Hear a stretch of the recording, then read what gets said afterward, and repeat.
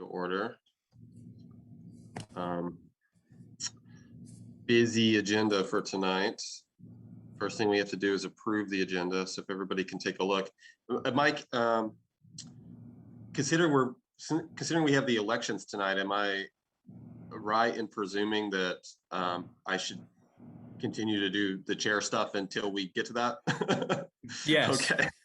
Okay. Acting without any authority here. Okay, so yeah, if everyone can take a look at the agenda and we'll need a motion to approve it. Move to approve the agenda. Okay, we have a motion from John. Do we have I'll a second? I think Ariane or Marcella rather. I don't know why I get them mixed up sometimes. Marcella has a second. Those in favor of approving the agenda, say aye. Aye. Aye. Any opposed? Okay, agenda approved. Comments from the chair. I don't have anything too significant, just that we have a couple of new members, obviously. It's Gabe and Jeff. So welcome, Gabe and Jeff. Are you there, Jeff? I spoke with Gabe a little bit at the beginning of this one. Maybe you guys we can take turns and let you introduce yourselves to the entire group. We'll do that for the comments. How about you go first, Gabe? So Gabe Lajeunesse, I've been a resident of Montpelier for the last 5 years, and my brother's a builder, and I've been working on some projects with him over in New Hampshire, and have just started doing some work here on some infill and kind of see how we can get some more housing. And so when I saw the vacancy, I thought it'd be a great opportunity to be involved in the policy discussions. I do have a legal background. I'm a financial advisor is my main line thing, but love to pour some investments and pull some investments into the community, and again talk policy. So great to be with you. Thank you. How about you, Jeff? Jeff Batista. I work for the Green Mountain Care Board. I've lived in Montpelier for 2 years, though I spent much of COVID in Montreal waiting for my wife's green card. Looking forward to get more involved in the community, particularly in this planning side. My background prior to state government was a doctorate in geography, where I studied pedestrian behavior and what motivates people to move around. So just looking to bring that into the public sphere. That's great, and yeah, that's definitely going to be really helpful for us. Okay, I guess while we're at it, maybe the planning commissioners, we can just speak real briefly to introduce ourselves and tell a little bit about our background and maybe our time served on the planning commission.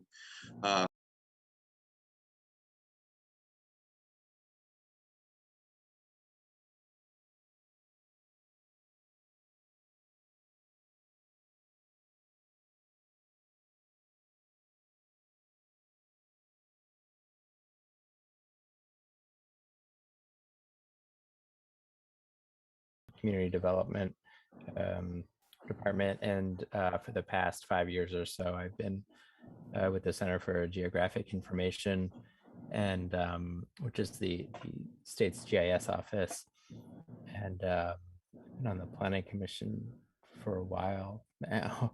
8 years maybe, the longest standing, although my attendance as of late has been a little spotty. So It's fine. Yeah, he's definitely the senior member. Ariane, how about you? Sure, I'm Ariane Kassam. I've been on the planning board, I think about 3.5 years. And my day job, I work at the Vermont Housing and Conservation Board, which is the statewide funder of affordable housing and land conservation. And I have Marcella next.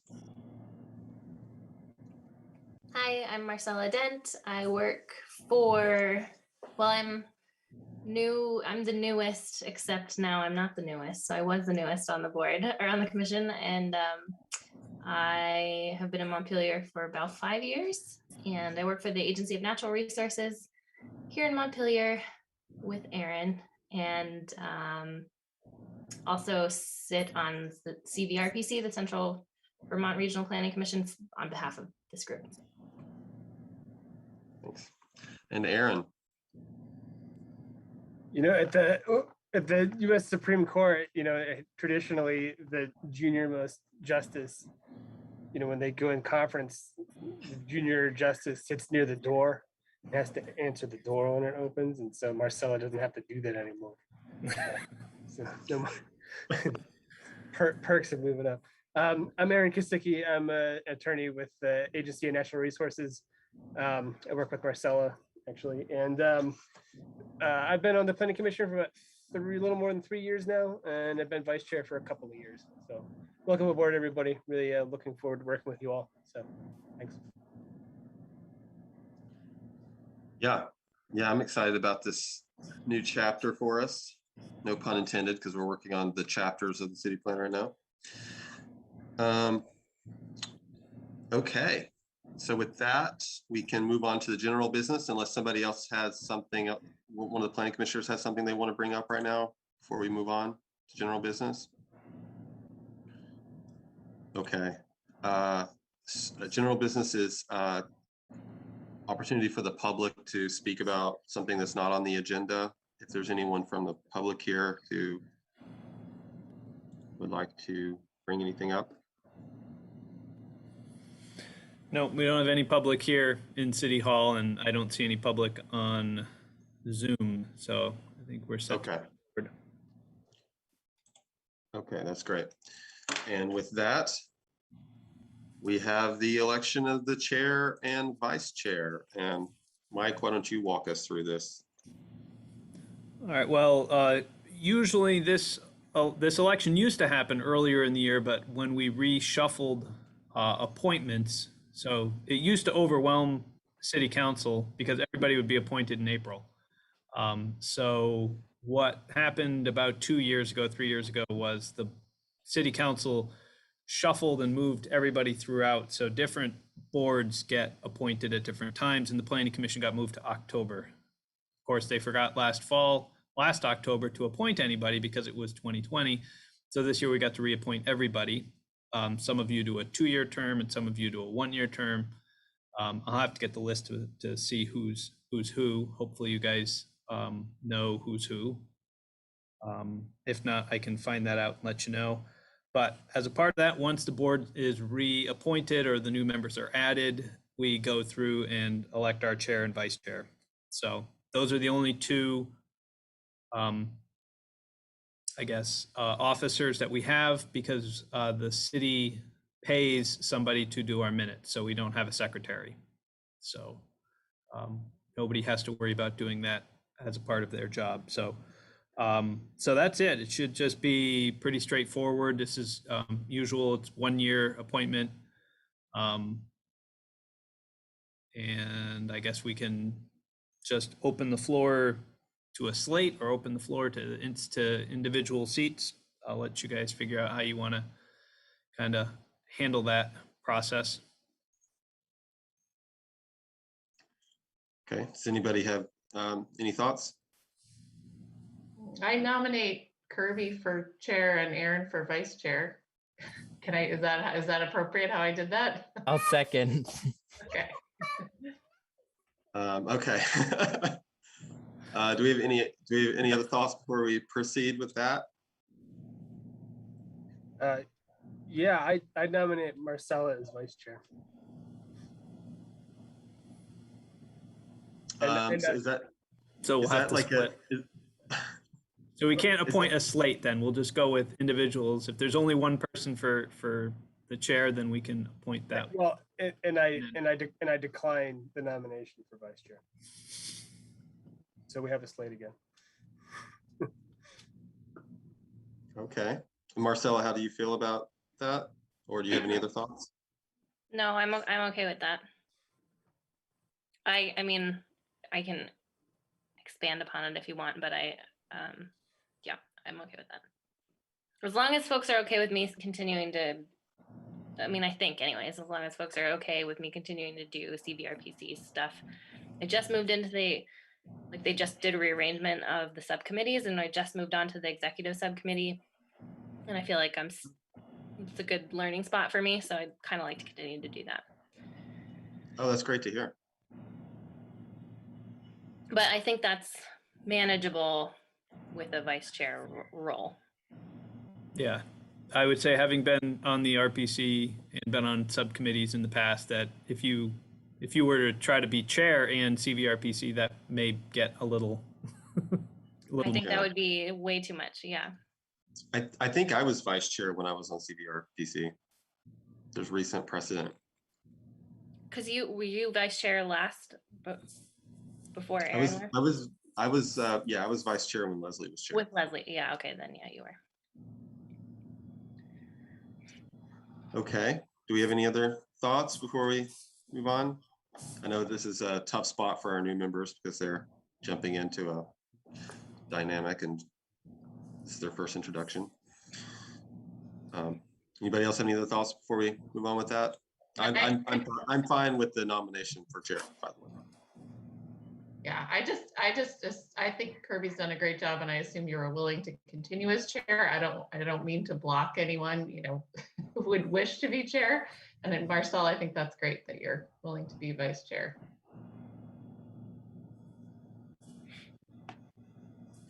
Okay.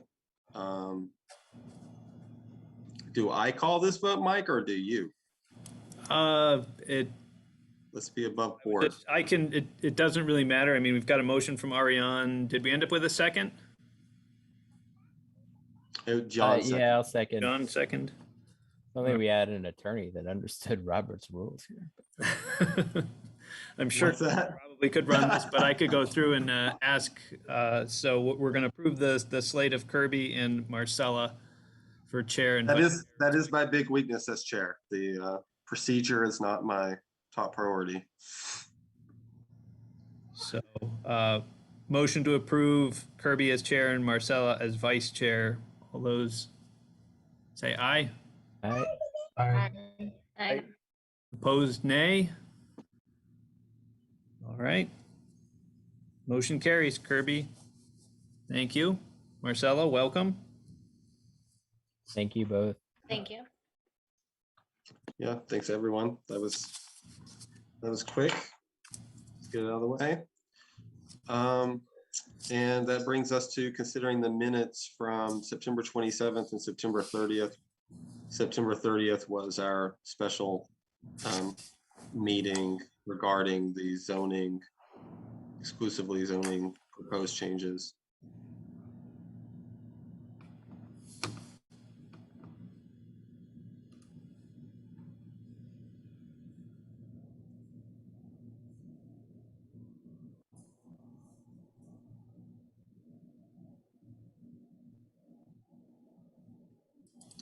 For our new members, by the way that this kind of stuff goes is, maybe you would have already noticed, maybe you already have it pulled up, but I just thought I'd say it just in case you're wondering what we're looking at. Mike sends out these documents about a week ahead. So we're just looking at the minutes in the agenda that he had sent out previously. So right now we're just reviewing the minutes, and people have a chance to review those and make sure that they're accurate for what actually took place at the meeting. Because sometimes the staff who have to transcribe the minutes are sometimes trying to summarize some things we were saying, and sometimes we felt like we said something different than what was summarized, and so people want to make little amendments to what the minutes say.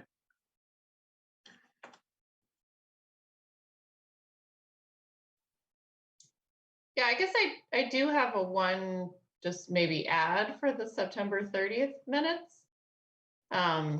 It says, let's see, the property, that little paragraph that says the property on the right-hand side of the street from Washington County Mental Health is the next proposal. And then the last sentence is Barb mentioned it depends on what the easement states, but we didn't say that there was a conservation easement. So just adding in something about, there is a conservation easement on a large part of the Keaton Woods parcel or something. Have we been able to confirm that? Has anyone independently checked that since that meeting? No, I still haven't had a chance to, Kevin, who is going to be the one who's going to go and check that for me, he's been actually in training for the past 3 weeks. He's going to potentially take over as the assessor when our assessor retires. So he's been training. That's nothing like 120 hours of video Zooms for 3 weeks. Is it with PBR that he's doing it? Mm-hmm. Cool. So he's the person I rely on to kind of go up and check these things out, and I haven't had a chance to have him in the office yet. So I'll let you know when we find that out. Okay. The question I was also being, checking these things. Oh, go ahead, John. what are we trying to figure out? If there's an easement on, Whether there's a conservation easement on the Eaton Woods behind the assisted living home up there. You know, the woods that are basically like on the properties that are on the I think it's the west side of Liberty Street. There's, you know, the hill and the woods behind there. And Ariana pointed out that she believes that there's a conservation easement on that property. If there is one, then that would just assuage all the concerns for people who think that it might be developed in the future if we change the zoning. so it looks like there is, but it's for like the western like third of the property. Which is Okay. more towards Harrison Avenue. What's the western third? Yeah, so well, what it includes the Harrison Avenue like park and field, and then the sort of like ridge line in that area behind it, backing up to the properties on Liberty. I can show you. Okay, it includes all of that. Yeah, so that was a big question, and if that's the case, then we don't have to worry about unforeseen development happening up there.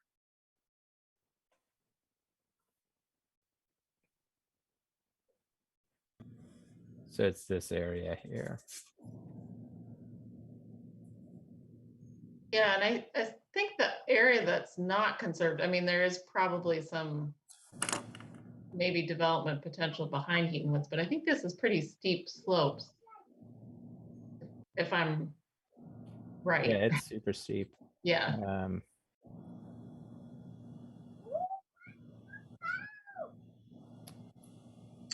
I had no idea there was a map layer for like privately conserved land like this. That's crazy. Yeah, it's not definitely not perfect. You know, it's possible that more of it is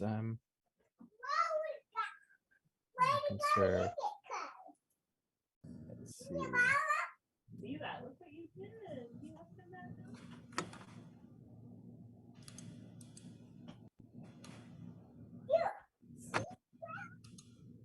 Am I the grandma? Yeah, you can see that pretty steep back there. Looks like you slipped down.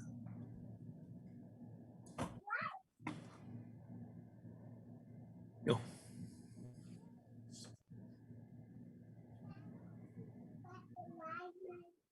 Do you want to go see Professor Wiseman? I think we can add sense of direction to my flaws because I said west, but it's like clearly north.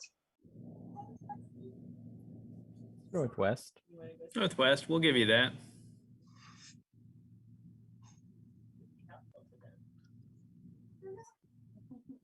I use strictly my side, your side in driving now because I can't. Left and right, it just doesn't come out right.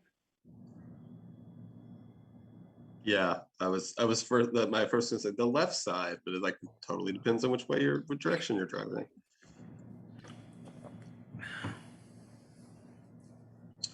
Okay, so just no need to like dwell on this anymore, but that'll be nice to know for the future because that's definitely going to come up at the hearing. We have a hearing coming up for Gabe and Jeff, so you know there's a hearing on proposed zoning changes coming up. Is it scheduled for the end of November at this point, Mike, or no, not scheduled? Hasn't been scheduled yet. Okay, so could be end of November, it could be December maybe at this point.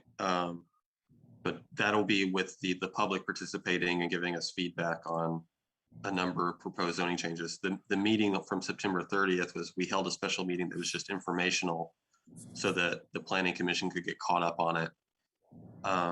Mike has some documents that he'll need to share with you that will tell you a lot of details about what those proposed zoning changes are.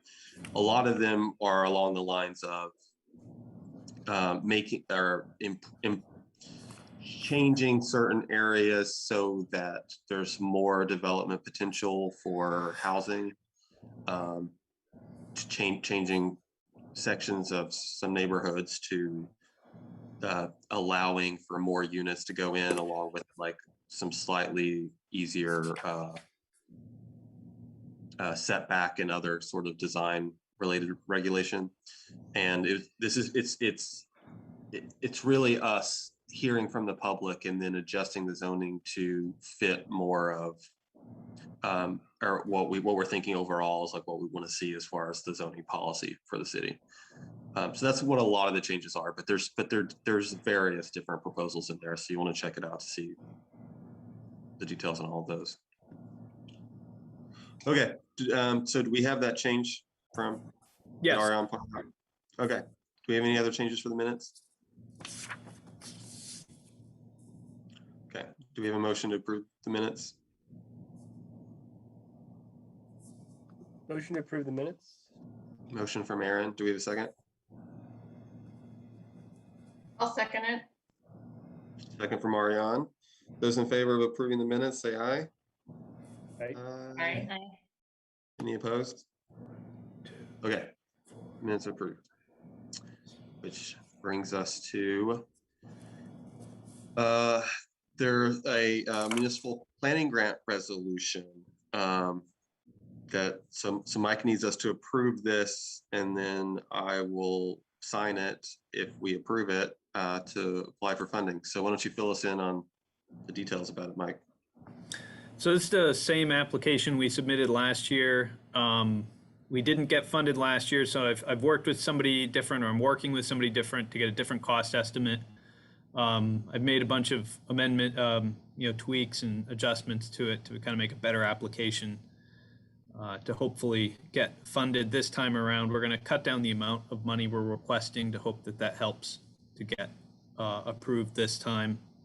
So these, for those who don't know, municipal planning grants, the state sets aside about $400,000. It used to be $1 million when I was working for the RPCs. It's been cut down since then and never restored. So it's now 450, somewhere around there, 480, that the state municipalities can apply for to do local planning. So if you want to update your town plan, you want to do zoning regulations or apply for downtown designation, there's a lot of things you can use these planning grants for. These are really kind of set up for you, the planning commission, and the planning staff to kind of get projects going.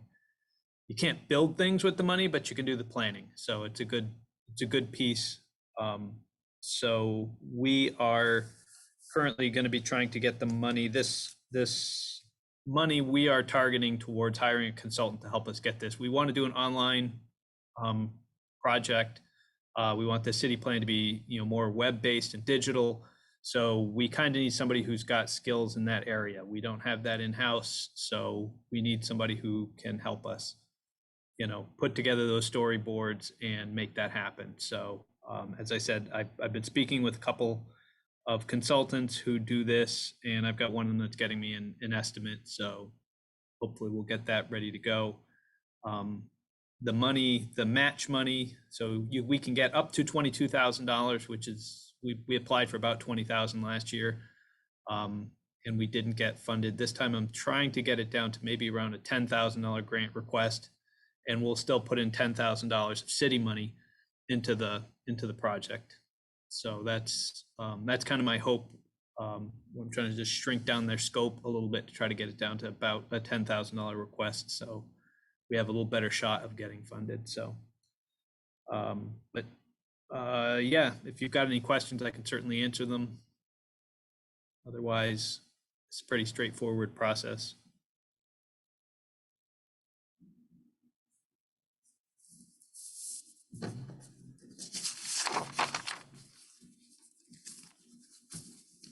And I sent out the resolution a little bit late, so you should have gotten it later this afternoon, late just before this meeting.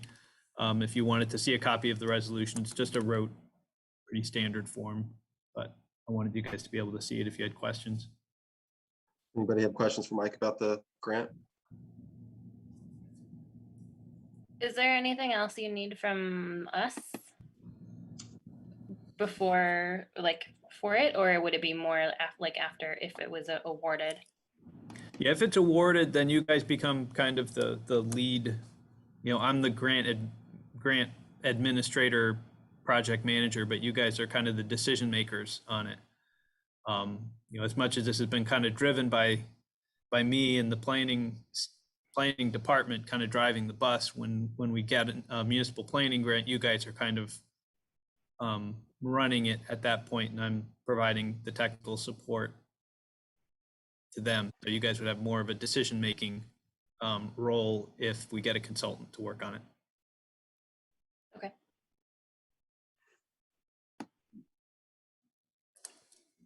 Do we have any more questions? Do we have a motion to approve the grant?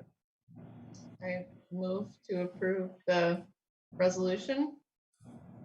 A second. Motion from Ariane, a second from Marcella. Those in favor of approving the resolution for municipal planning grant, say aye. Aye. Aye. Any opposed? Okay. Were there any abstentions? Just to double check that. Okay. So it looks like unanimous approval then, Mike.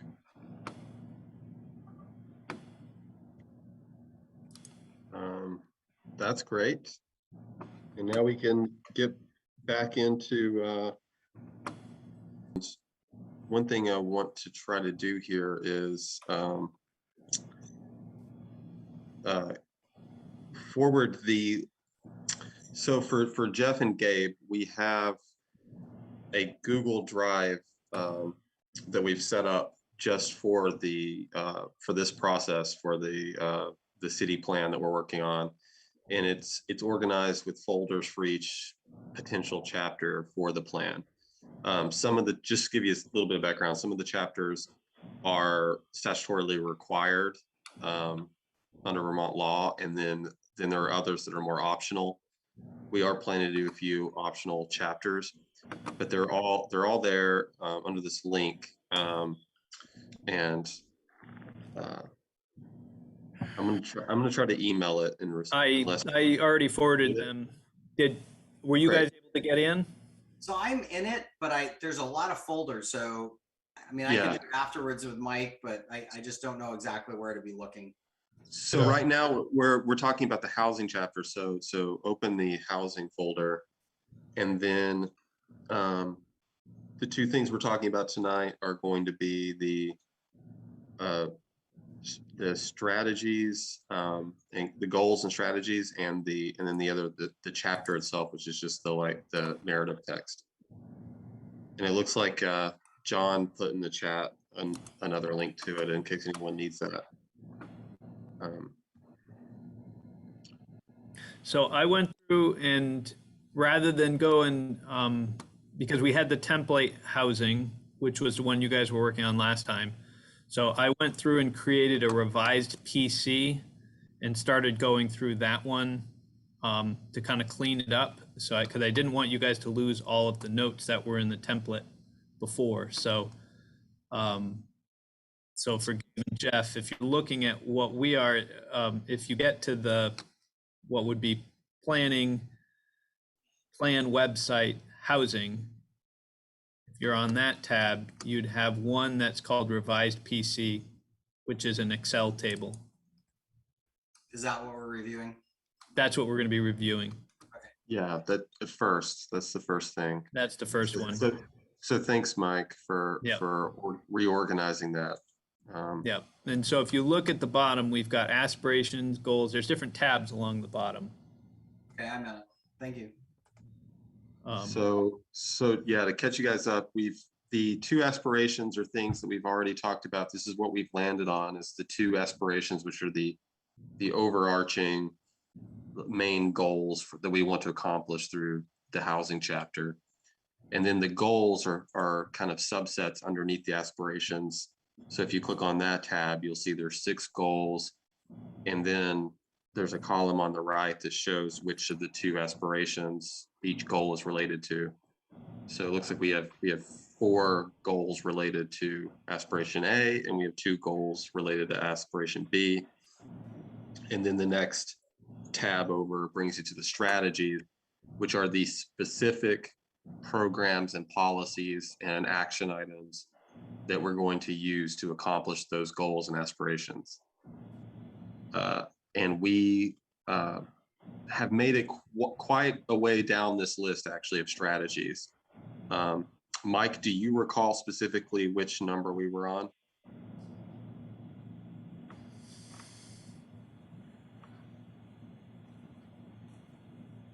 I don't have a note on it, but I thought it was down to the last 2.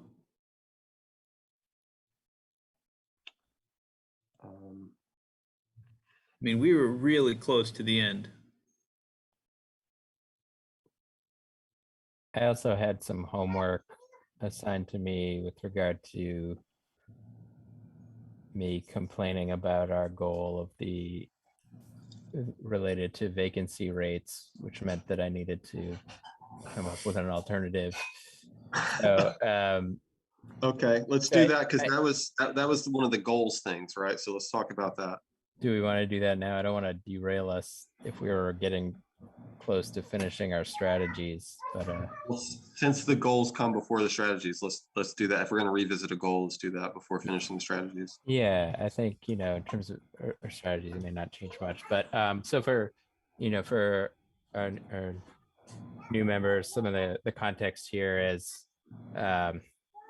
most of the time when we read through our goals, I try to look at them and say, can we actually check a box and say yes, we've done this, or is it just something where it's sort of ambiguous and you look at it and we don't know if we really met it, or you could argue whether we did or not. And we have this increase rental housing development until 5% of vacancies is continuously maintained, et cetera. And I was not a fan of this, given how vacancy rates are hard to measure, they're complex.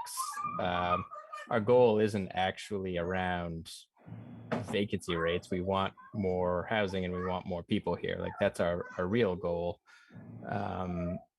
So I thought I was a fan of saying let's at least build this many more homes in Montpelier, within the next 10 days, sort of fairly concrete and something we can measure. But what's that number going to be? So one thought I had, and we've also talked a little bit about growth in surrounding communities, and growth in sort of the Montpelier suburbs has been faster than it has been in Montpelier, at least in the past couple of decades. And we know that growth within Montpelier and around our walkable neighborhoods results in a lot fewer vehicle miles traveled. There's all these other benefits to it. So if we say that we want to grow at least as fast or faster than some of these surrounding, if we look at Moortown, Duxbury, Calais, they were growing at, in the last decade, 5.7, 5.7, 3.4%. Waitsfield 7.4. And Montpelier was at you're at 2.8%, and that meant, and we added 143 homes from 2000 to 2010. So if we were going to say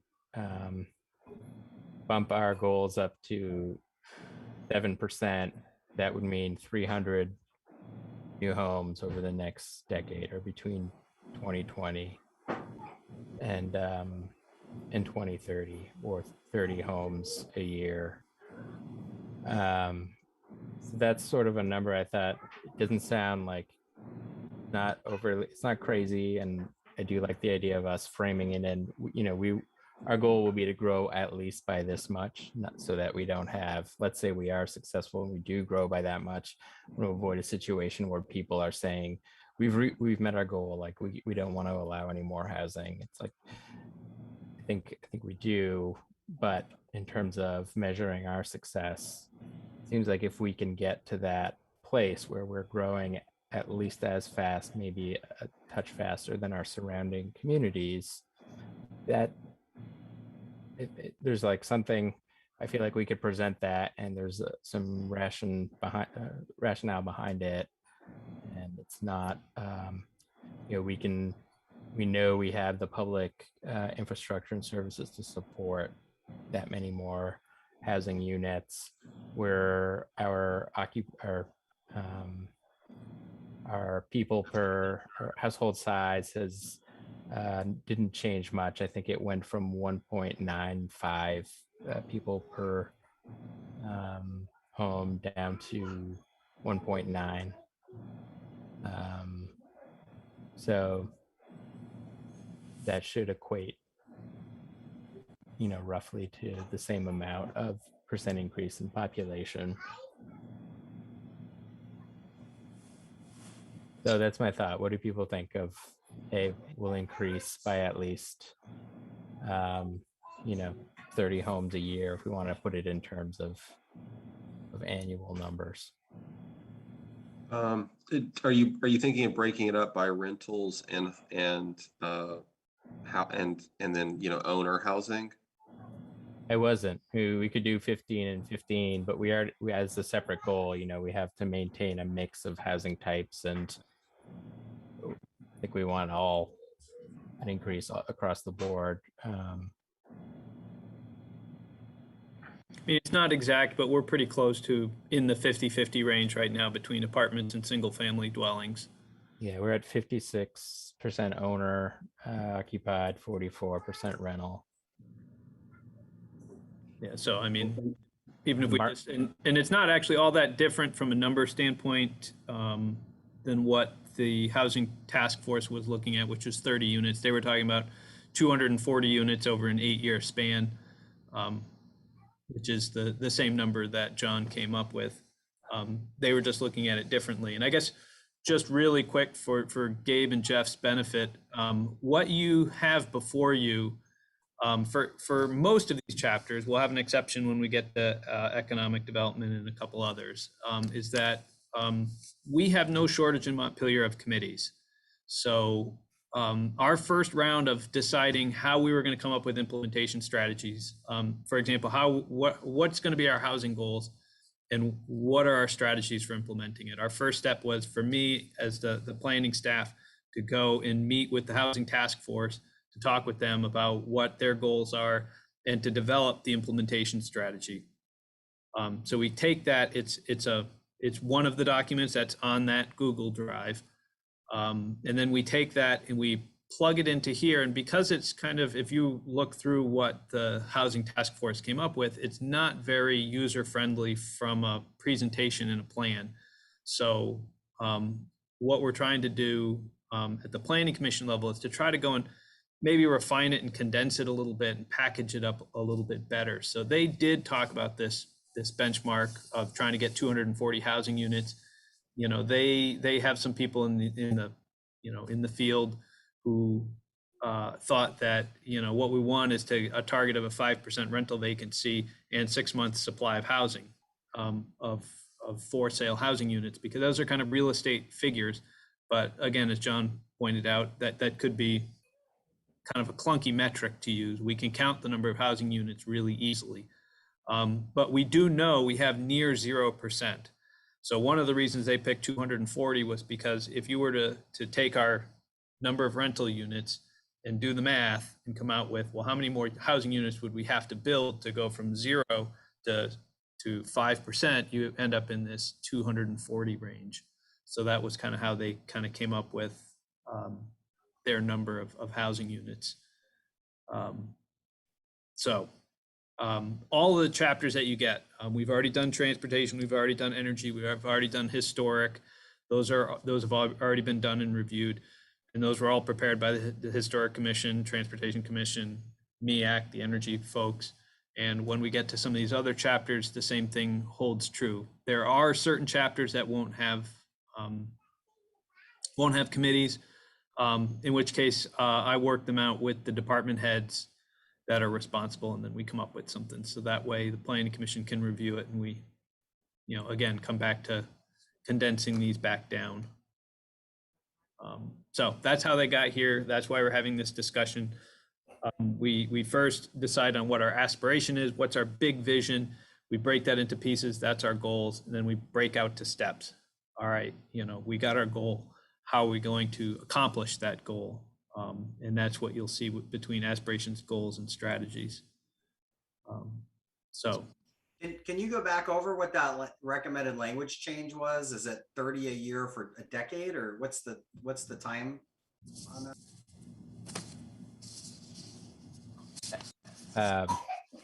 Yeah, I guess the lifespan of the plan, I guess, is 8 years.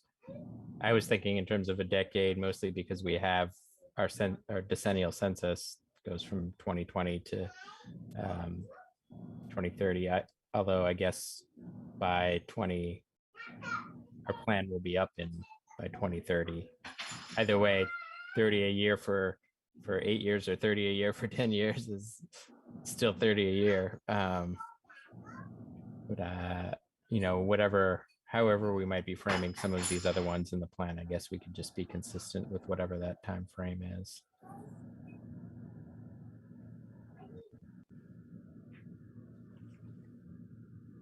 Anyone else have thoughts on John's proposal? Which I think works out to the exact same number that the housing task force came up with, right? So that's it's just rephrasing it in a plain number. Basically, that's kind of how I'm interpreting what you're saying. I think you said this, John, but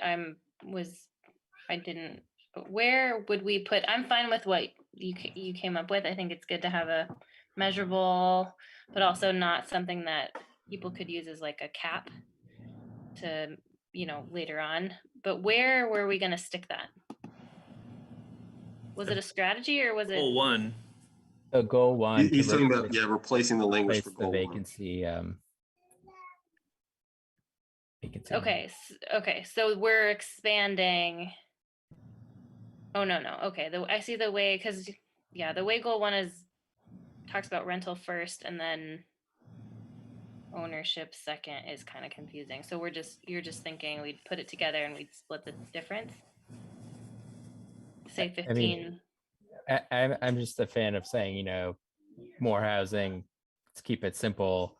I think the reality is the financing and the market will determine we'll only see more rental or multifamily in these next couple of years, and maybe things might swing another way. And the bottom line is, more housing it all helps each other. The more single family can get people opportunities to move from rental, and more rental can also, it's just, I think if we say 15 and 15, are we not meeting our goal if we build 35 multifamily but not that many single? So the mix in Montpelier is not going to, it'll still be within at least 60-40 or 50-50, and I think the market will push it. And I think there's going to be a number of them that'll be very difficult. If you were to go through a lot of the projects we see will end up being condos, and condos can go either way. You just don't know. Somebody may buy it and rent it out, or somebody may buy it and live in it. Yeah. So it'd be very difficult to start counting. So I think it would be easier just to go through. We want, whether it's 30 housing units, our goal is 30 housing units a year, or 240 housing units over the 8 years, however you want to phrase it. I would just go with generic housing units and kind of let the market decide And we Yeah, know our nonprofit developers will also be developing some affordable, rental units in Montpelier. So that will be, a part of the mix. At least I Yeah. think. Ariane can correct me if I'm off there. Okay, thanks. So I wrote some potential language there based on what we were saying, like how close am I to, so I wrote it in column I across from goal 1 on the spreadsheet. Is that what you're thinking, John, or should we change that? Is it different? I'd say Did I get it increase right? the number of homes in Montpelier. People don't like housing development, but they like homes, right? Increase, okay, tell me again what you said. Increase the number of homes in Montpelier.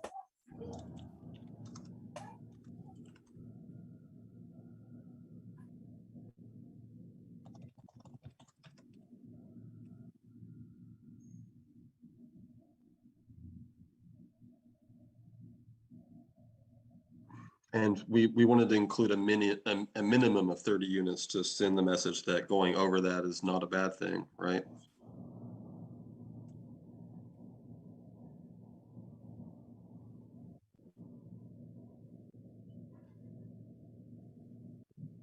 Do we have any more thoughts about either the language or just the idea overall?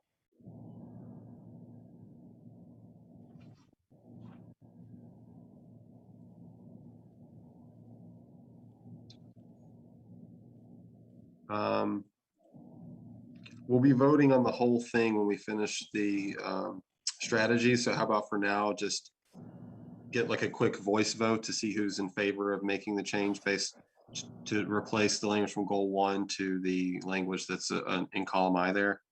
If you're in favor of making that change, just say aye now. Aye. Aye. Aye. Okay. Aye. Okay. Anyone against this change?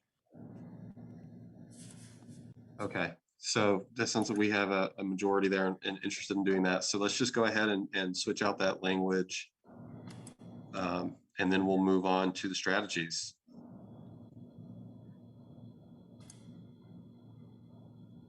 So our recollection was Mike cleaned this up a lot for us, which is lovely. Yeah, I haven't gotten down to the bottom. I started at the top and was working my way through the list.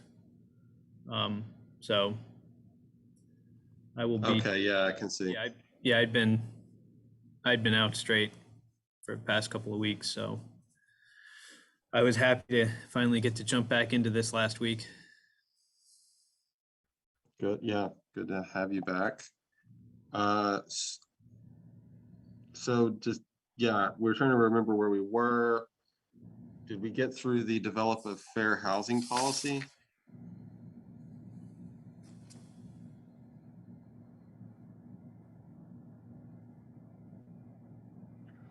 I think we did. I think we talked about these possible, all these possible strategies relating to, like, one that was specific to senior housing, and then another specific to recovery housing, another specific trend to transitional housing, and then we had strategy related to the studying the or identifying the fair housing needs. Then we had to develop a fair housing policy. It's been a while since we talked about this. It's been a month, so I know that it's not all charging back to me at the moment either. But then what we had left to talk about were these last two, which are the only two strategies related to goal 4, B4, which I think the way that Mike redid it was going to be B6, which is support partners in the development of housing that are not provided by the private market. So these last two strategies are the only ones related to that goal. And so what we have for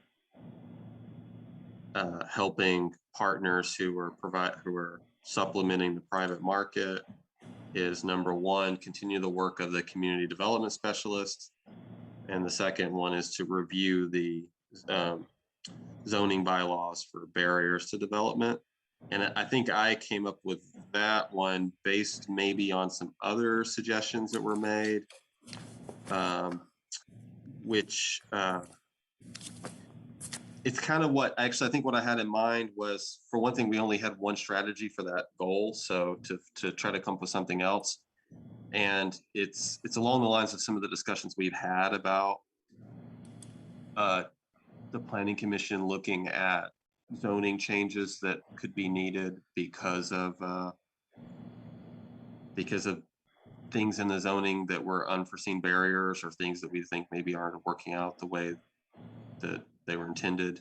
So I think that's what I was thinking about with that strategy. Does anyone have any thoughts on these last two strategies related to the, it says B4 here, but I think it's going to be B6 goal?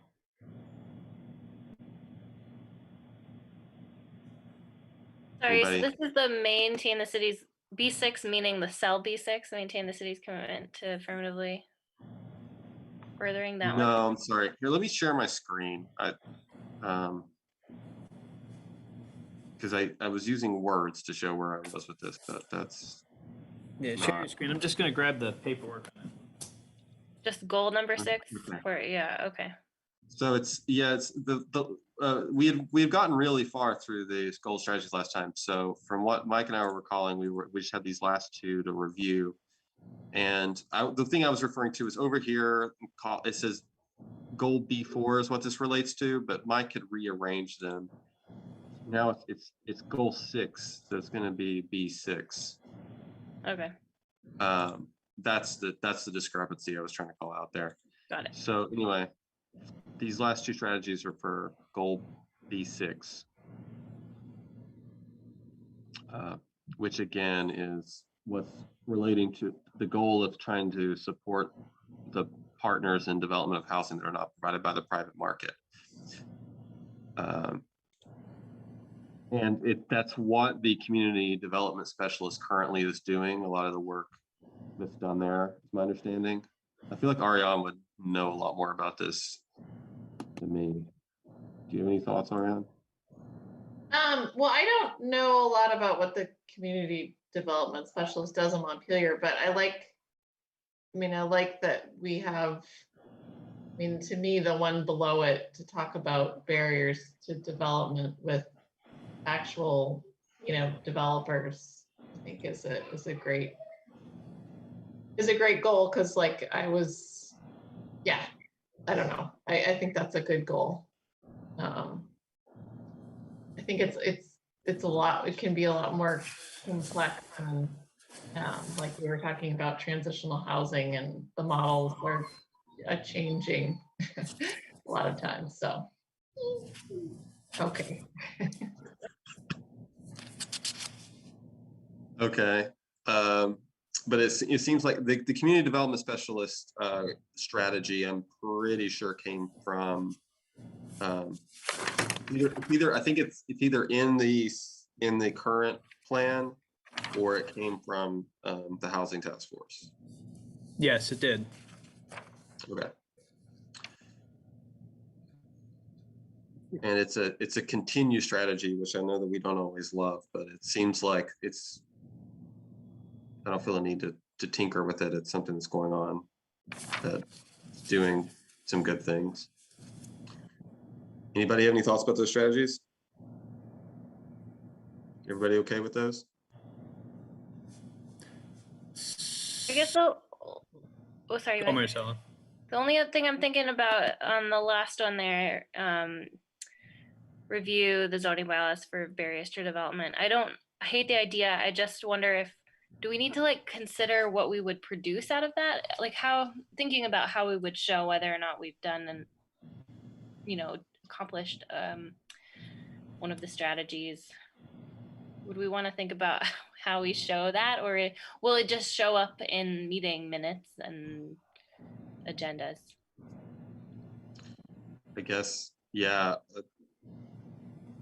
We could do we could have like an audit, like we could use municipal planning grant funds to hire someone to do an audit and do this discreetly to produce a report with recommendations. Mm. Or it's just something we chip away at, but we do risk kind of slipping through and us. I think that what you're saying basically gets at the answer, which is it puts the planning commission and the planning department in charge of that one. So we would decide, I guess, what the review would look like. Yeah, and I suppose we could put this in and we can decide later what the review would look like. Yeah. Yeah, okay. So I think, so there is, I'm trying to find it. I'm trying to grab use the old, what came out of there, out of the housing task force, and looking at what we have here. So there were 2 separate housing planning initiatives that were recommended. And I see we've got one on line 31.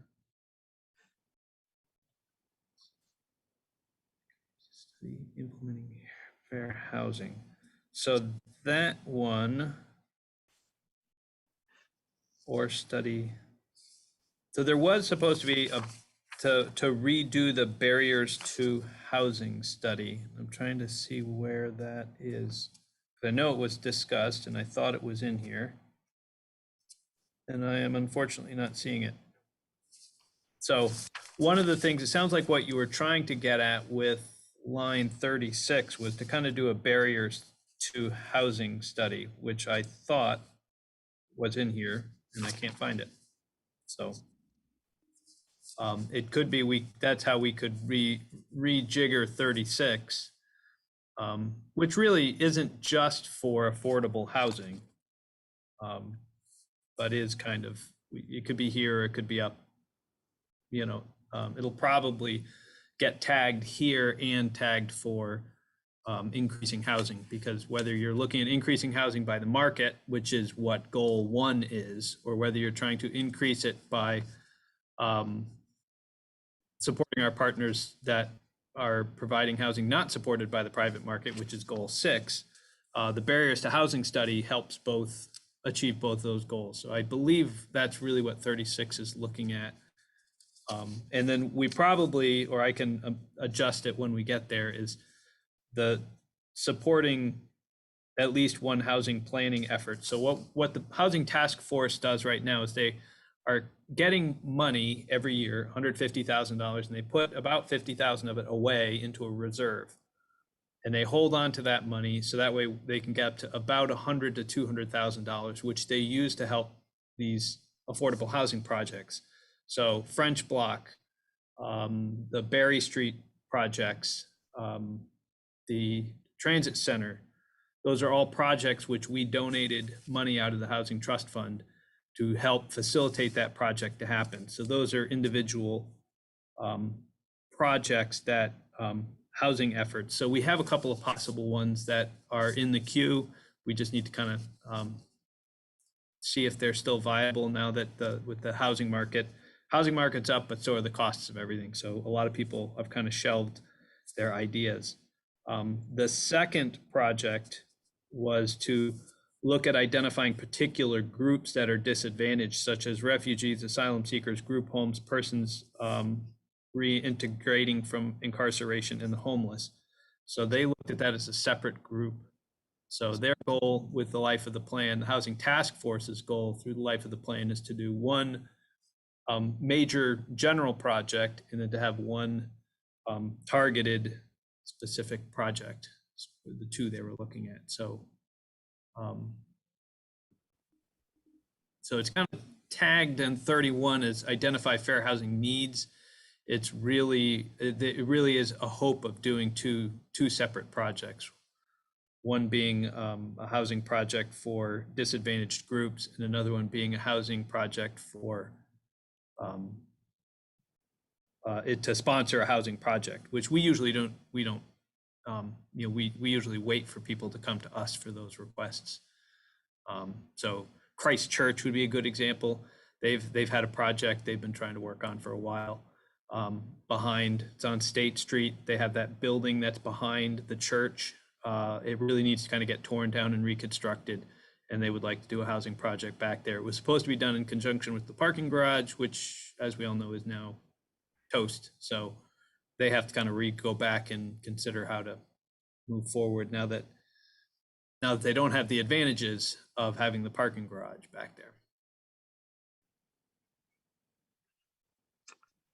Do you think we need to reword the strategy, or are you good with? I can tweak it as long as you guys are okay with it, to kind of break it into those two. 31 would kind of get broken into two, and I think 36, if it's not already above somewhere, it's to do the barriers to housing, which I actually think is in the budget for next year. Downstreet does this periodically. Every 8 to 10 years, they will do a barrier to housing study. They do it for a number of communities, and we're going to put in, $30,000 into the other funding that they get to kind of help them do the barriers to housing study. And they kind of carefully pick through our zoning regulation to look for any of those things that, maybe me and my staff have overlooked, or you guys have missed, or the DRB has missed. They can kind of go through and say, these are the things that are still holding up housing development from happening. A lot of the 2011 barriers to housing was what ended up getting implemented in the zoning that some of you adopted when 2017 and was adopted January of 2018. A lot of those changes that were made came from recommendations from the barriers of housing study in 2011. Okay. Because we had a lot of barriers. You think working with Downstreet then is how we would go about accomplishing strategy 36? Or are you thinking 36? Yeah, 36 would be, I would probably label that one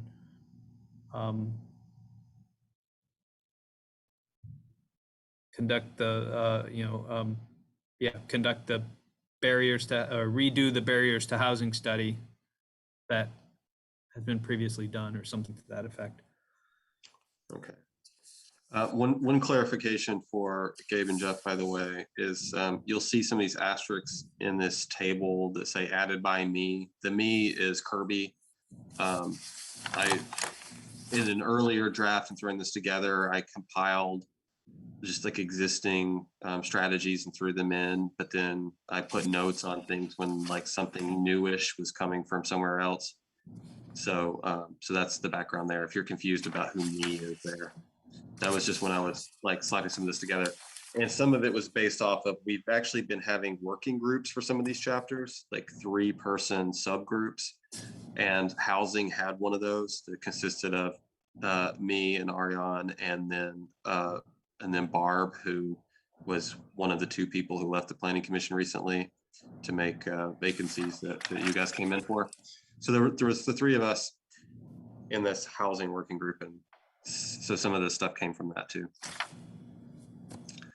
That's what those notes are about. Does anyone have anything else to bring up related to any of the strategies before we vote to approve this draft?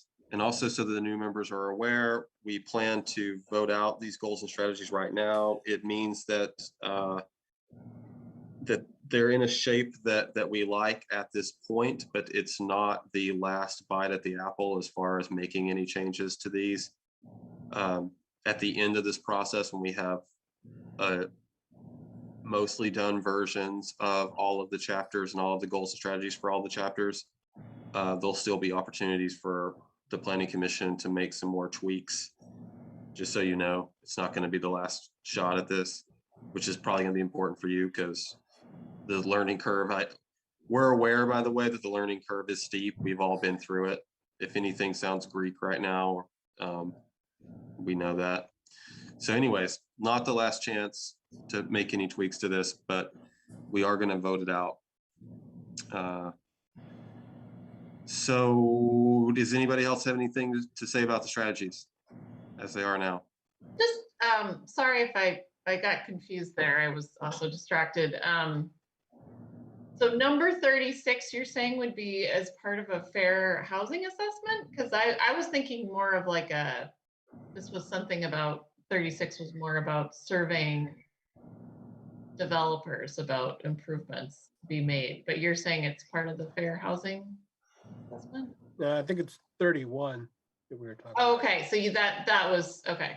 I thought somebody said 36 and fair housing. Okay. And I got confused for a second there. I think it was my fault that I think I made the reference to 36. But Okay. no, yeah, Mike was talking mostly about 31, that stuff. Okay. Yeah, Great. 36, I was looking at the header of 36, review the bylaws for barriers to development, and that header itself kind of, but the text down below seems like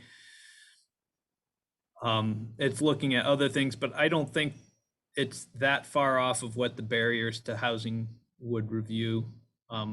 It looks at efficiencies, it looks at costs, unnecessary, if you say, for example, required traffic studies for small projects, that's going to get picked up in a barriers study, because every time you try to do a small project, you have to pay a traffic engineer to do a housing or to do a traffic analysis. It just adds costs to the projects. And so it is inclusive of those types of issues when you look at a barriers to development. So yeah, downstreet, when they do it, they are also housing developers. So usually they've got an eye to this, but usually they also hire a contractor to go do the assessments, because usually they'll do them for a number of communities. They'll hire a consultant to look at, say, Barry, Northfield, and Montpelier, and do a barriers to housing study on those 3 communities or something like that. So Yeah, well, I guess to me, in my mind, they're different things, because it's been a while since I've read a fair housing assessment, but it's more focused on barriers to housing for protected classes and not, I'm interested also in just, which is important and definitely should be done, but I guess I thought 36 was different, but it sounds like it is different. Not, Yeah, thanks for clarifying that. I was a little fuzzy on that too. So yeah, like I think, yeah. So our understanding is that 36 will be different. The Planning Commission will independently look at these barriers. Downstreet is a developer that we could consult, and we could look at their report, but we could also ask other developers too when we do this. Okay, great. That's all I wanted to know. Any more questions about the strategies?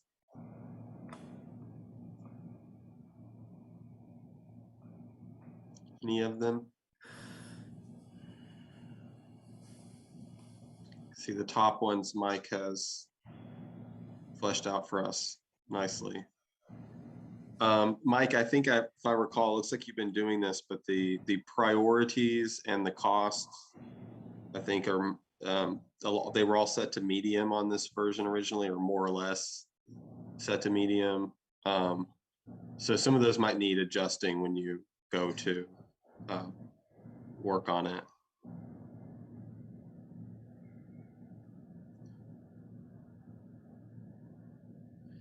Do we want to vote on these and then move on to the chapter language? Do we have a motion to approve the aspirations, goals, and strategies for the housing chapter?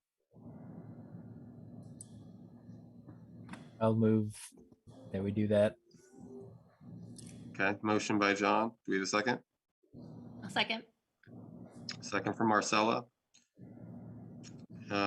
Those in favor of approving the aspirations, goals, and strategies of the housing chapter, say aye.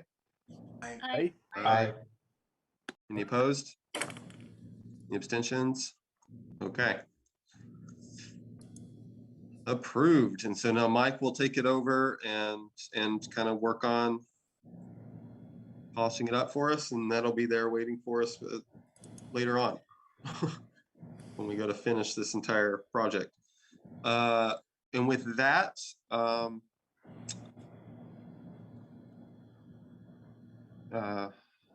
we have the chapter, and I have to find the correct one. Should be just saying housing plan chapter. Yeah. So it looks like some folks have made some, have come in and made some little changes to it. That's great. The way we've been doing this, or the way that we're going to start doing this, is people can just review this in advance and do like what we've been doing here, which is if you see some suggestions to make for either wordsmithing or just some substance stuff, do this, and then we can approve these quickly. We're not going to walk through it. We're not going to read it in this meeting. I think, at least though, for Gabe and Jeff's sake, that I would like to just maybe pause our meeting for a couple of minutes and give those guys a chance to read through this. As background, this will be the text for the chapter that explains the aspirations and goals and strategies that we were just working on. The aspirations and goals and strategies are really like the work items that are going to be done. They're the kind of the implementation stuff. The housing plan chapter language here is just a background information, a narrative that's going to, I think we're eventually going to have a website where like this language would be the kind of text for the website with like drop-down menus and things like that for the aspirations and goals and strategies. So they kind of work together, but this is not kind of the implementation part of it. This is, I'll just say it, it's kind of the fluff, if there's fluff involved. I think Mike would agree that's kind of fair.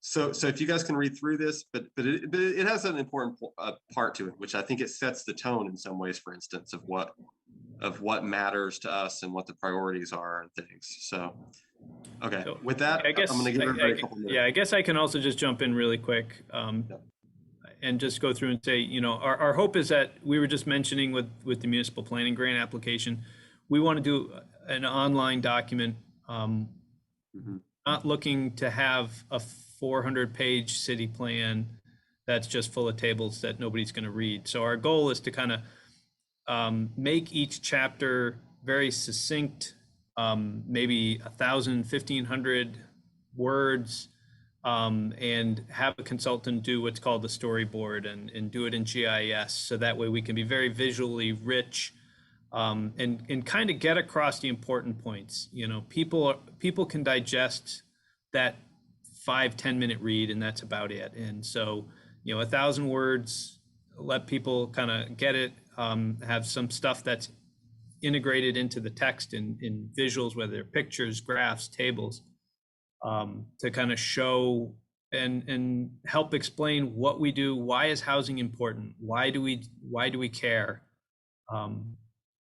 What are we trying to do? So that's what we want to get across to the public, rather than having 27 pages of tables of how much housing has been built since 1950 and all these other things. We really want to get to the point, and then eventually summarize for people in the bottom of this to kind of explain in a little bit what's our goals, what are our strategies, how does this plan relate to other plans in the chat in this. So we kind of have these related pieces. So that's what a lot of this is. It's really meant to be very succinct, way of kind of grabbing the public and letting them know what we're trying to do. And then I guess it's up to you guys if you want to take a few minutes to read it.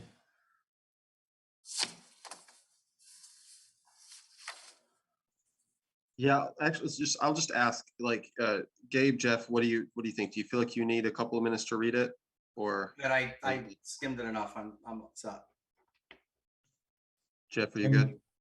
I'm good. I've looked at most of it, and yeah, syncs up well. Okay, great. Thanks. Okay, and I've also looked at like the more recent changes. I actually really like what people have changed. It looks like there's some questions in here. So if anyone's like adding questions, or if you have any further questions, let's just go ahead and tackle that now. Then we won't stop and let people read it. Doesn't sound like we need to. So yeah, questions or changes other than the obvious ones in here? Well, I Ariane? put in kind of a lazy comment.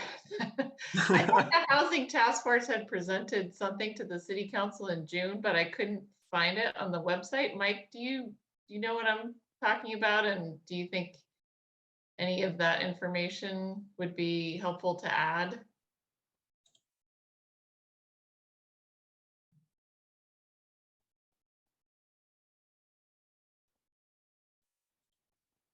No. Okay. No, I didn't realize I had clicked my mute button. So they usually try to stick to what is in the housing, what they had developed in their housing report. But they did have some new things in there. I wasn't going to go through at the late date and start to go through making adjustments to it. So I think my thought was I was going to let things fly with what they had approved. And again, when we get to our public comment, we're going to be sending this back out to the committees to go through and say, hey, this is what the planning commission adjusted. This is what we came up with. What do you guys think? What does the public think? What does the council think? And then, you know, we'll be responding and reacting to that. And if they have some new strategies, they're like, oh, we've got this new idea. We want to do X or Y. And that one that we talked about there, we either have already finished that one or we decided we're not going to do that one. Like, Oh, but I thought, didn't you write the chapter, or does the task force write the chapter? I wrote the chapter. Yeah, my comment was just that I thought it might be helpful to have some like updated, just a few like data points from that report in this narrative. But I couldn't find it, so I couldn't put them in myself. And I mean, I guess I could have emailed you and asked you for, or somebody and asked for a copy, but it's not, you know, if it's too late to do that, that's not a big deal. And it can be added later. Do you see, Mike, where, well, yeah, I'm screen sharing here. So I kind of highlighted the spot where she's talking about Montpelier is not the only community facing a housing shortage, but we think it's a key place in our region for impactful solutions to take place. And so inserting some data related to that.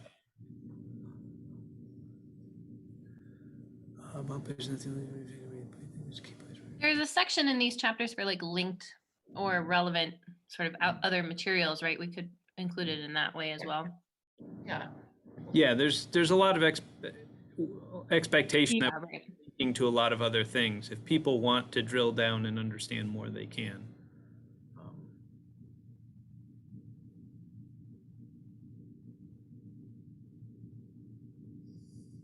Okay, so are you okay with things as they are, Ariana?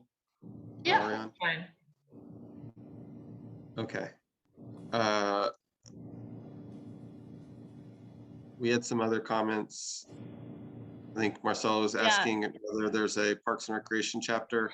Yeah, because I was There trying is, to mirror, the language that was up in the first paragraph, and we had like a whole conversation about parks and proximity to neighborhoods, and there was a map and stuff, but I don't remember the context of that.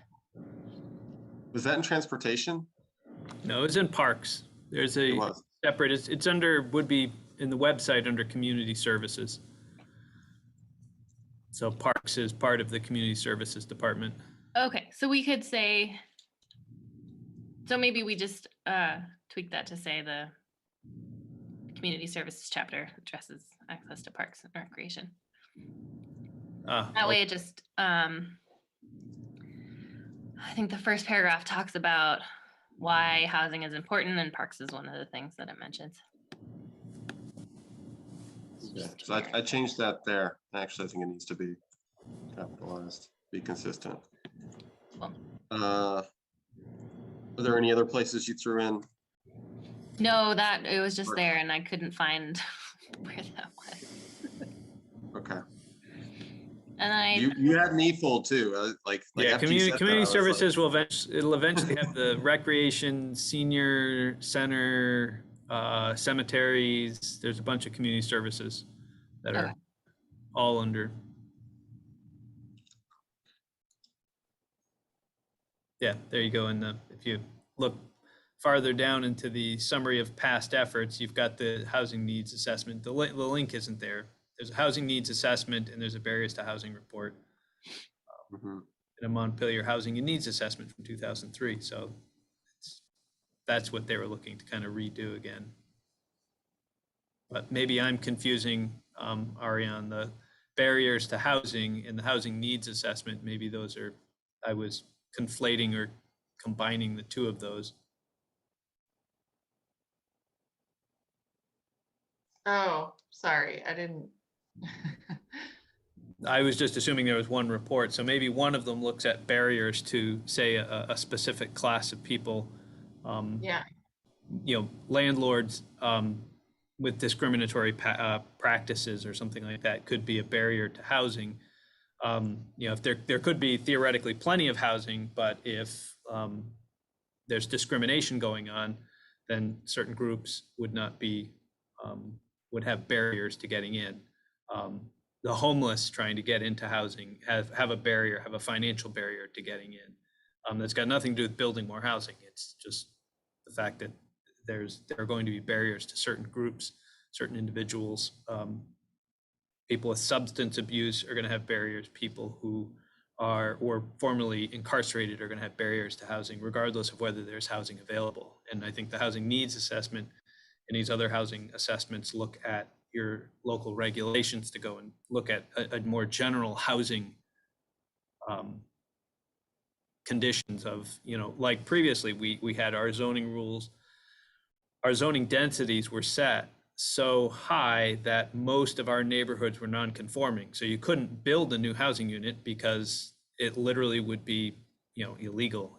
You can't get a permit to build a housing unit because all the housing that's there is non-conforming. So we revised all of our zoning to be 90% conforming, and therefore it would automatically build in a certain amount of new units that are possible.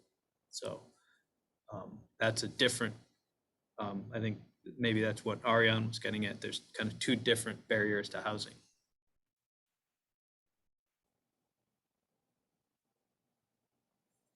Okay, Yeah, so go ahead, Ariane. no, I was just gonna be, I mean, to me, right, the fair housing assessment is about for certain protected classes, I think, really specifically. And then a housing needs assessment is sort of like how many units do you need? And then I think another sort of question is just talking to developers about what's a barrier for them, and then talking to, homeless advocates and advocates for those in recovery about anyway, just to try to clarify that. I think all those are important, but different to me in my mind. Mm-hmm.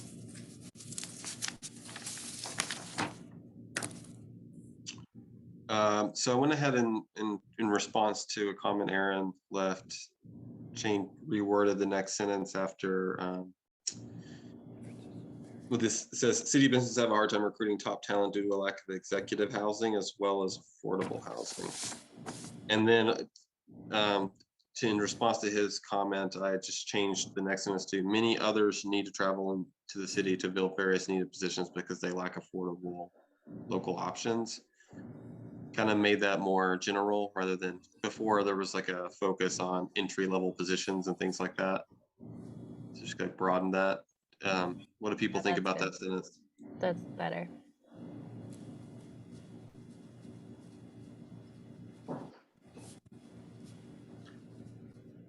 And do we have any other comments to address?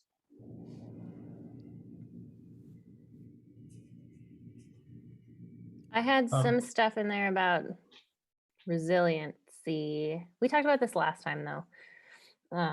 I think it's a confusing word that we should identify earlier. Yeah, I didn't put it in, but I could just stick a sentence in. Yeah, I think what we landed on last time was I think we just used the word flood resiliency to specify what we're talking about when that comes up.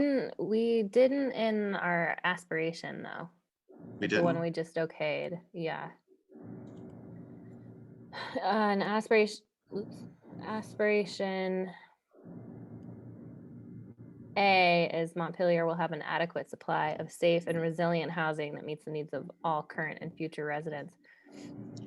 It was supposed to say flood resilient. There was a problem in moving things over, because if you see Yeah, and that one it our said flood draft, resilient. Yeah. yeah, so maybe Mike missed that I had made that change to the aspiration when he was revising. Do you see that, Mike, where it says flood resilient there? So yeah, my understanding when voting to approve this was that it was the same.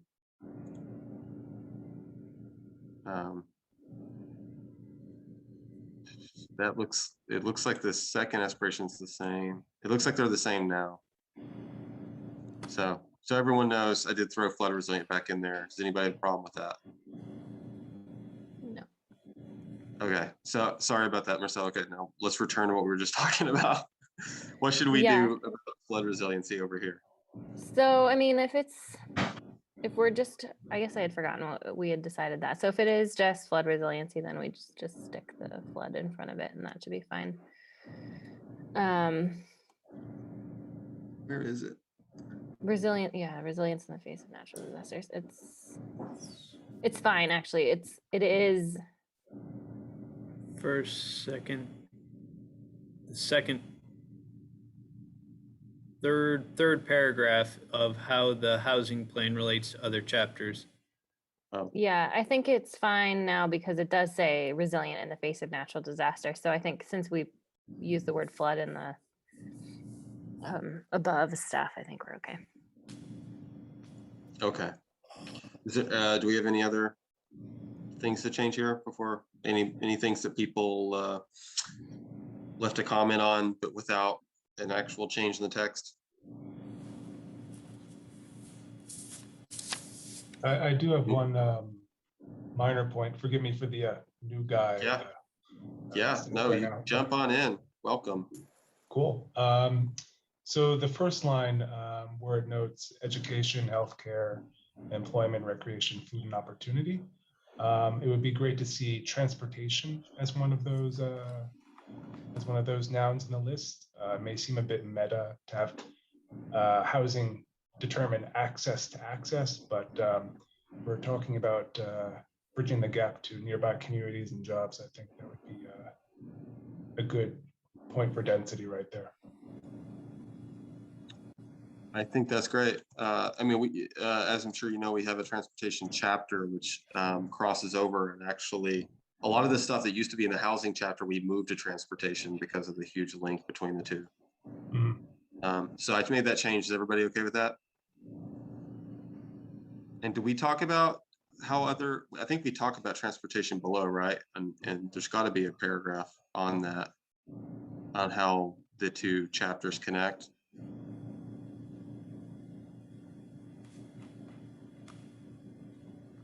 Yeah, the first paragraph. Which one? The first paragraph of that. It's the start of the second page. You know, some are obvious, such as the location of utilities, energy efficiency.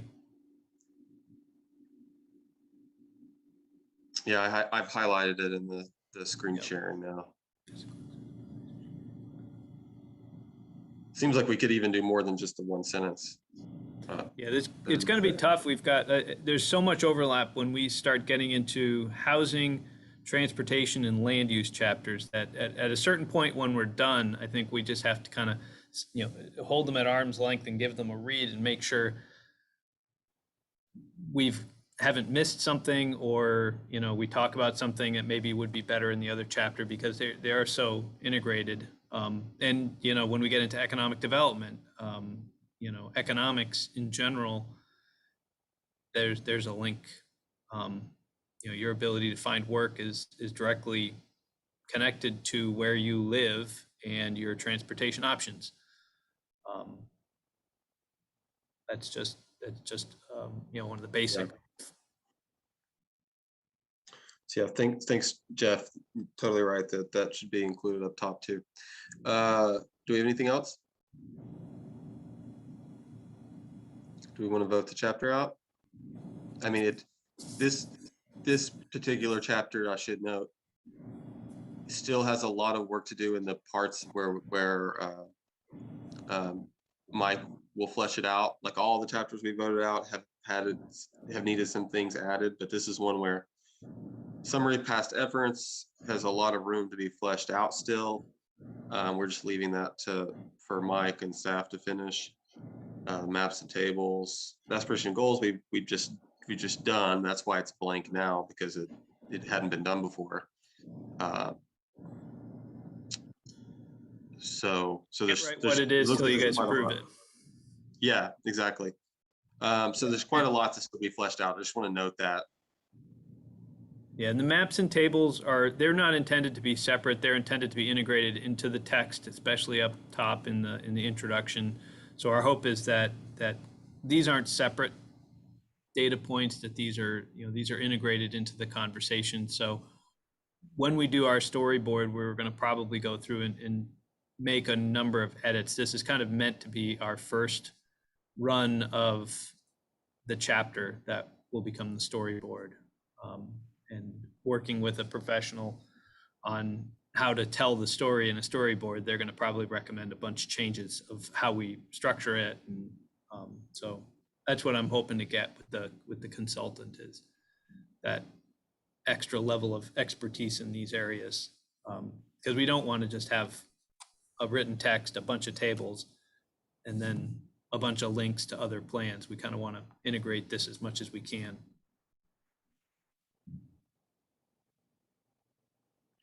Yeah, that sounds great. Definitely looking forward to seeing whatever end product there is, but a lot of more work to do before we get there. So are we ready to vote on the chapter? We have a motion. Move to vote the chapter out. Okay, motion to vote to approve this chapter by Aaron. Do we have a second? Sure, second. Second by Marcella. Those in favor, say aye. Hey, I Any opposed? Okay. Chapter approved. I'll stop sharing.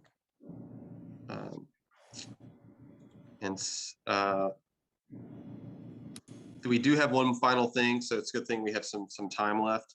We have one final thing on the agenda before we adjourn, which is an update on the proposed zoning changes. So Mike wanted to update us on some things because other things have come up since we had that special meeting on it. So I think that's what Mike wanted to fill us in on. So go ahead, Mike. All right. So I am working on what is basically the strikeout copy of that.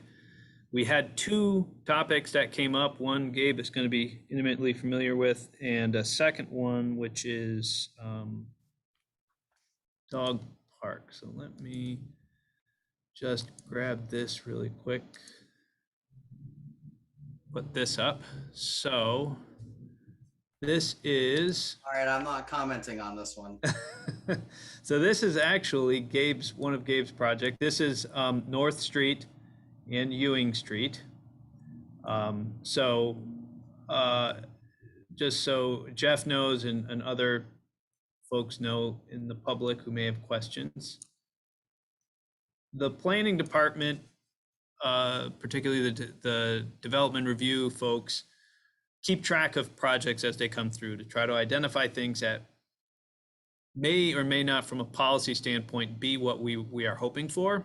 And so this is a good example. So in our zoning, I want to say it's in the subdivision requirements, or it's in the major site plan requirements, that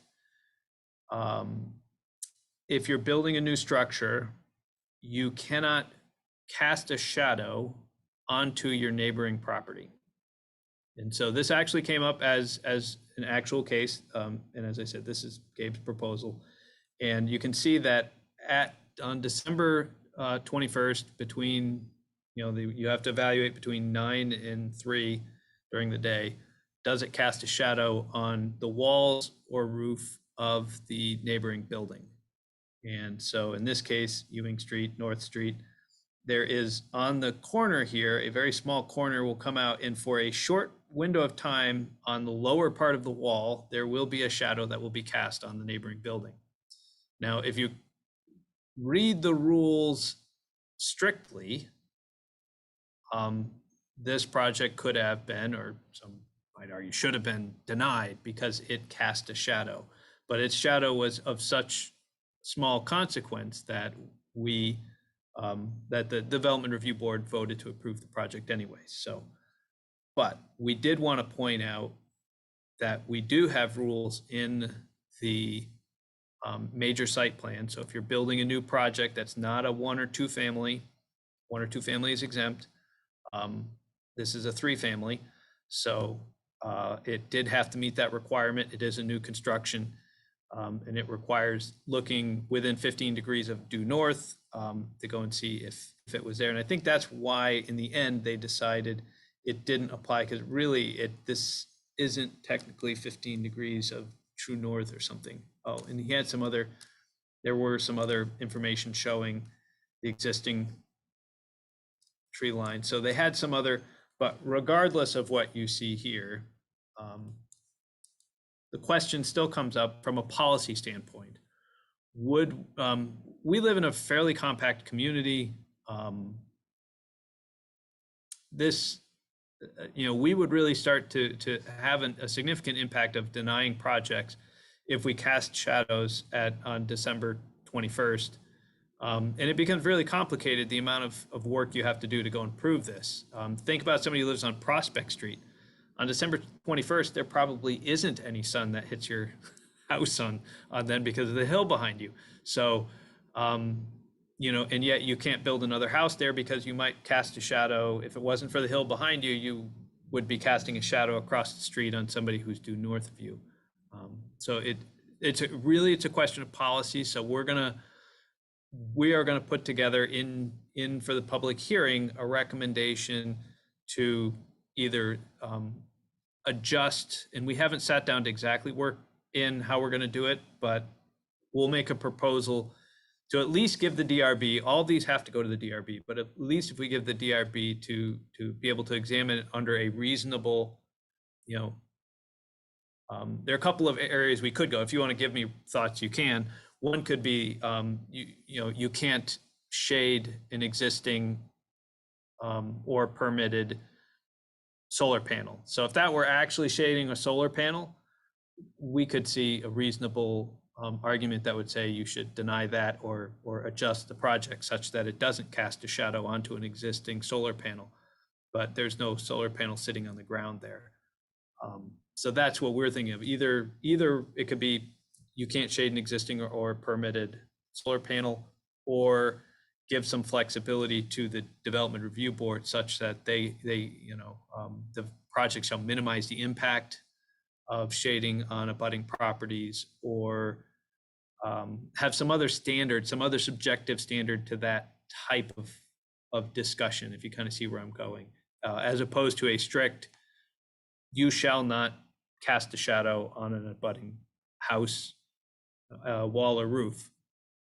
And that's the way it's written right now. So we're kind of just looking to think that is going to deny a lot of good projects because it's going to create a small amount of shade in December onto the house. It doesn't account for trees. It doesn't account for other factors. So, there could be a row of giant trees, but that wouldn't impact the way the analysis works. So that's a little of what we're thinking is this may not have the impact that we thought. It may deter good housing projects from moving forward. So Mike, it sounds like you don't know you don't have exact language for how like a suggestion for what we will do at this point. Like it sounds like you have just a few options of things.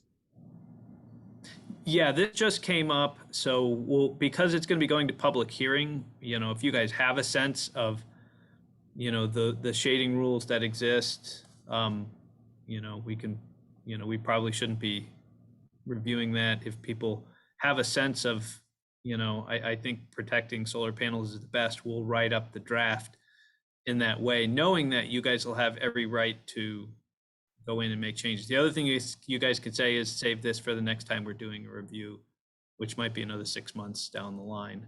We've been averaging about 2 a year for zoning amendments. We can certainly push it out. But if we delay it, it could get in the way of projects between now and then. This is the first time it's come up since 2018 when the rules were adopted. So it's the first one in 3 years, but that's not to say that it may not come up for some other projects. We know we've got projects on Northfield Street that are being proposed. So it could come up. It hasn't. It could. For any new construction that's not single family, they have to meet this requirement. Sometimes, usually, it's not an issue because they're not multi-story. Where it starts to become an issue is when you get a 2-story or a 3-story building. Then you start casting a longer shadow, and you have the potential impact that that shadow may touch another property. So. Okay. Do any of the planning commissioners have thoughts about what they'd like to see, or when this comes up at hearing, or whether you think we should make sure that it's included when we discuss it at the hearing, or so that's what I'm thinking about, like some things we could hammer out. Either are we going to include it or not include it? Also, if we do include it, like what kind of way of addressing it would you like to see? Would you like to see flexibility for the DRB? Would you like to see just not having a shadow, not trying to regulate these things, or just sticking to solar panels? Like, what are your thoughts? I think the existing panels makes a lot of sense. I think the simpler and cleaner we can make it, to avoid adding costs of analysis and then having room for, potential debate or putting the DRB in a weird spot. I think they appreciate, that anything as clean cut as possible. And then we have other, massing setback standards. So it's not like, I think we could avoid some, undesirable development that be overly obtrusive on neighboring properties by other design means other than this. So I would be supportive of switching it to existing solar panels, and that's it. I'll yeah, point out that. Go ahead, Mike. I was just going to point out that, I know Gabe has kind of recused himself. Gabe didn't ask for these rules to be changed. There we go. So here's the rules for solar access and shading there.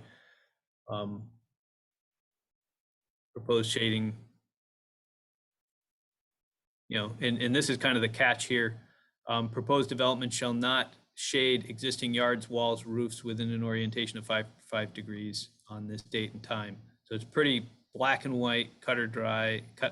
But Gabe didn't ask for this to change. He met the rule, went through, made his application. So this is just something staff looked at this rule and said, I don't know if policy-wise, this is what the Planning Commission and City Council was hoping for when this was passed. And I think these rules were, I guess, big picture.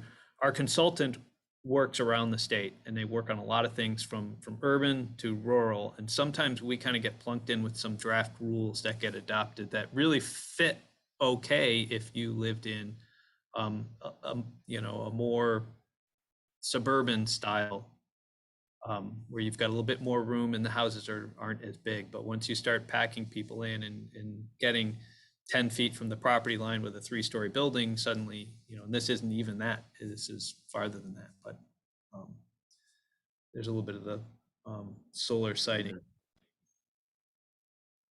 Yeah, I liked what John had to say. I also like that even if we were tempted to try to just keep part of it, but try to soften it up and give discretion to DRB, then what we're really doing is putting them in a tight spot where they're having to possibly interpret ambiguous language, and I don't love that circumstance.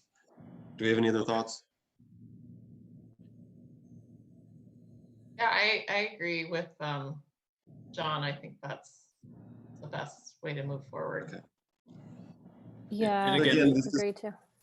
okay, this is just, you know, just getting what our thoughts are for when the hearing comes up. But in case people wanted to investigate or look into something else about this, that's why I'm going to bring it up, just so that Mike has a chance to be prepared for what we're thinking. Yeah, and it helps me craft what I'm gonna basically say, which would be this point C would probably be emphasizing, you know, identifying and building out. So really you'd look to the north to go and see if you've got anyone with a solar panel. And that would be either hot water or PV. So if you have some kind of solar device, then we would be looking at minimizing or not impacting any solar collecting devices. Okay, so yeah, so you got an idea of what people. seem And to there may be some people in the factoring public in. who think otherwise and think, you know, I like getting sun in my window and now it's going to get some shade. And I think there's just a certain, I don't know, reality of, you know, if we hear an outcry that shading windows is an issue, then we'll have to go back and kind of revisit how we would want to regulate that if we want to regulate that. Because right now this is saying, you know, if the sun comes up and warms the side of your house, you know, you're benefiting from a solar gain on your house. And if somebody builds next to you and you now have a shadow that creeps across throughout the day, you're going to lose some solar gain. But we'll certainly have MEAC know and let them decide how much they want to kind of give input on that. Okay. Were there any other changes you wanted to make us aware of? The second one really quick, which shouldn't be a big deal, is we have somebody who's looking at trying to build a dog park. And what we found is the way our definitions are written, we've got a strange way that our recreation, the discussion of recreation fields is really written such that it talks about it kind of as natural areas. So it really doesn't allow you to have things like fences and open. It talks about recreation trails and walking and those types of things. So we just wanted to go through and put in a revision that would kind of split things into two different classes. One is going to be rec fields, which is really anything. It could be those hiking trails, but it also could be have some amount of development like a fence, because they want to have a dog park with a fence. But the minute you start adding other features, outdoor lights, benches, bleachers, those types of things, then you start being a rec facility, because we have two classes right now. But we don't have anything that kind of fits in between. So if you wanted to even have a soccer field, the soccer field would have to get approved as a facility, as a recreation facility. And it just seems like that's a little much, because if it's just a flat open field with some lines painted on the ground in a you know, a goal or two goals, that's not really a recreation facility. That's more of a recreation field. And same thing if you want to have a dog park. If you're just going to put a fence around it and let dogs run around, that's really kind of a recreation field. If you want to have a stadium, you want to have a baseball, you know, want to have outdoor lights, you want to have speakers, that's a recreation facility that needs much higher reviews. So that's what we're kind of looking at, is to kind of split that. So what you were presented, the 10 you were presented, these two we would just be adding on as well. And again, I am now getting a lot done over the past week, now that I'm kind of done with a lot of extraneous things, conferences and presentations and the like. So Okay, does, we're almost out of time. Does anyone have any questions about the change between recreation field and facility? Everyone feel good about adding these other two things to our other list for the hearing? Anyone against it? Not against. Okay, so that all, I think that all sounds good. Did anybody else have anything on this before we move on? So can I just understand, just as the new guy here, so Mhm. is there always a hearing? Is it like once a month we have a hearing, or what is the schedule? It's about every 6 months, but it's not, there's no set schedule. It's Okay. just when Mike's accumulated enough feedback from the public to warrant us having a hearing on making zoning changes. Okay. This is a pretty long list too. I think maybe in the past, from what I recall, there's usually 5 or 6 things we're looking at, but this time it's looking like there's going to be about 12 items. Part of that's my fault. I think I added one. So, but yeah, so a lot of the changes are small. There are a number of changes that are relatively small. There's a bunch of technical changes. But then there are a number of them that are zoning map changes. And I'll get those. I made a note to send out that memo to you and Jeff, so that way you guys have it. Knowing that it's going to get tweaked a little bit as I do the strikeout copy. So what I need to do on my end is get a strikeout copy, as I mentioned, a clean copy of that. And then I have to go and write a cover letter, and then I have to mail it to everybody who's an impacted party. So I kind of have to make sure I've got enough time to get it posted in the paper, have a 15-day window to be able to get everything mailed out with a big mailing, because there are a number of changes, and some of the changes are big parcels. So there's a lot of abutters. So that's what's taking a bit of the time, is just to try to make sure we get everything right. We got all of our I's dotted and T's crossed. So when we do the strikeout copy and get it out, it's obvious to everybody as to what's going on. Yeah, and we'll probably go over this later, but so at hearings like this, when we're talking about zoning, making changes to the zoning based on public feedback, I mean, we have to be aware of, there's some like legal issues to be aware of, like spot zoning is not something that we're legally allowed to do, so we can't be changing the zoning just to accommodate one parcel or one person. So the idea always when we go to review these is this the policy we want for the city, and in that context, like, do we want to make the changes because we want to adjust as a matter of city policy? It's not about accommodating a person or anything like that. Just that comes up, but I think it helps people frame like how we need to go into looking at it from what we're legally supposed to be doing. Okay, well, looks like that's everything for tonight. Do we have a motion to adjourn? Is it time for that, Mike, or am I skipping something? No, Okay, you got a smile. Maybe you just got excited. I got my pen. I'm ready to take my notes as to who's making the motion. I will Alrighty. make the motion. Wait, did I talk over Aaron? I think we'll give You that got one to it, Marcella Marcella. again. You got it. She's I'll quick on second the you. draw. Second by Aaron. Woo! Okay, those in favor of adjournment, say aye. Right? Aye. Aye. See everyone in a couple weeks. Welcome aboard, Gabe and Jeff. Thanks. Thanks. Everyone. Bye.